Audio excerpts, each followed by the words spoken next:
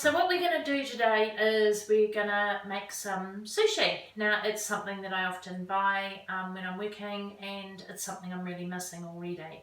So I cooked a little bit extra rice last night. Admittedly, I did cook sushi rice because I made a bento bowl for dinner, just with some vegetables and things in it. And so I cooked a little bit extra so that I had something to make for lunch today. Now, one thing I didn't check before we went into lockdown was if I had any nori. And the nori that I had was a little bit old. So it had been stored in an airtight container, but the oxygen had still got to it. And it had gone a little bit sort of a light green colour. So it just sort of pales down quite a lot.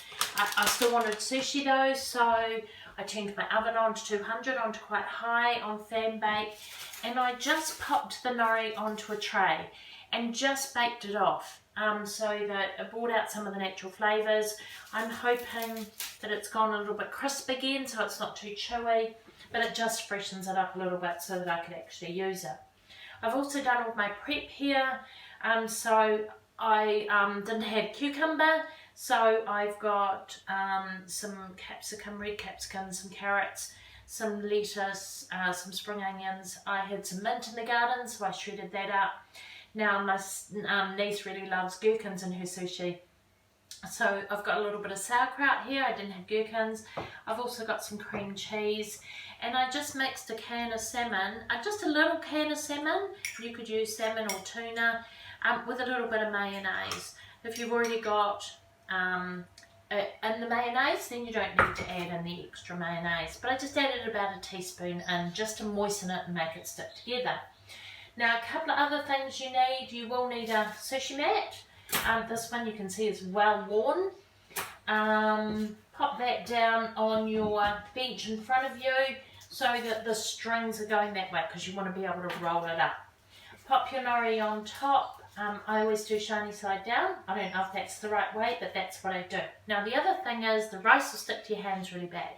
So make sure you've got a bowl of water there that you can grab your rice, and then it doesn't stick to your hands so much. Now my rice is cold, so it doesn't stick together quite as well as if it's cooked fresh. It is definitely nicer if it's cooked fresh, but I knew that I was cooking it last night and I didn't want to have to do it all again. Now, when you put your rice onto your sushi, and now there's lots of ways of making sushi. This is the way I do it. Press it quite firm, but don't crush your rice grains. You still want to see your rice grains. But I always do about 2/3 of my nori. I always leave a little gap at the bottom, and only cover about 2/3 of my nori with rice. Now I always love a little bit of wasabi, so I've just got some wasabi that I've put onto the board there. And for this one I'm going to do the salmon. Spread that out.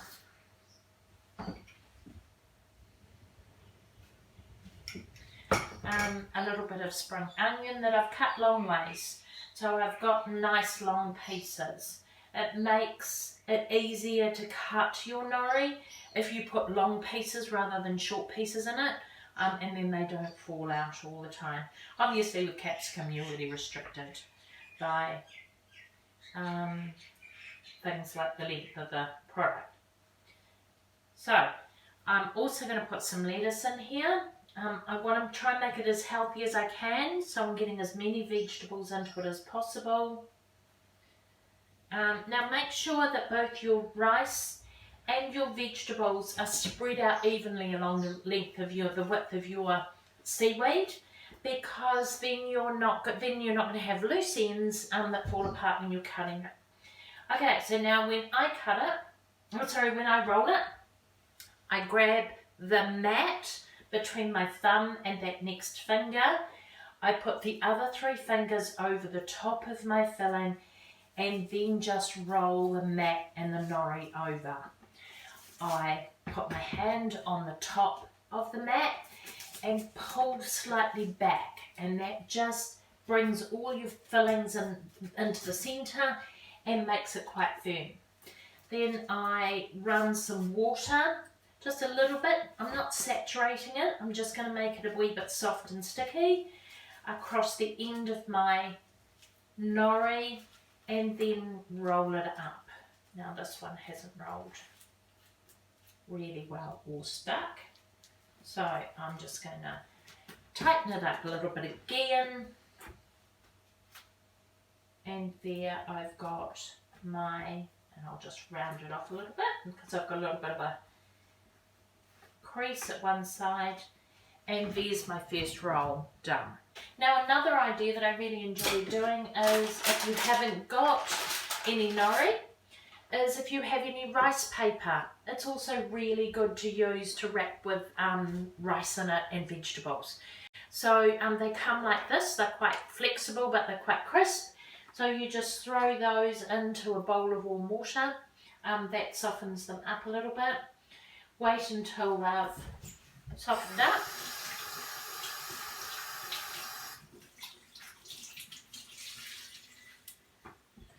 Give your bench a little wipe down.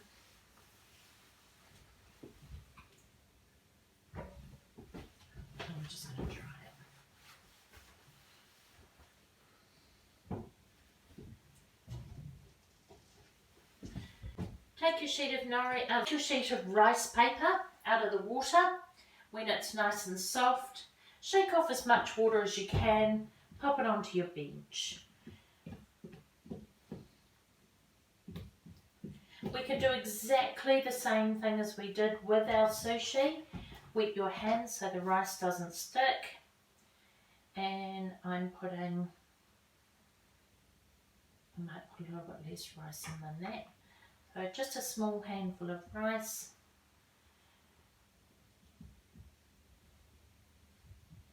Your vegetables.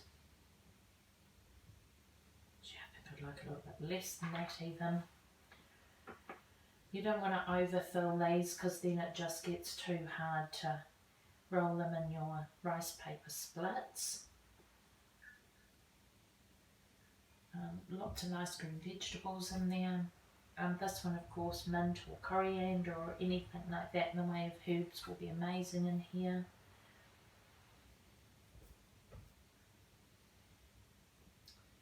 Probably a little bit much spring onion. We don't want to make it so full we can't roll it.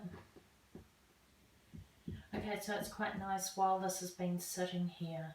It has definitely dried out a little bit, so it's just going to make it that much easier to roll. So do it very carefully.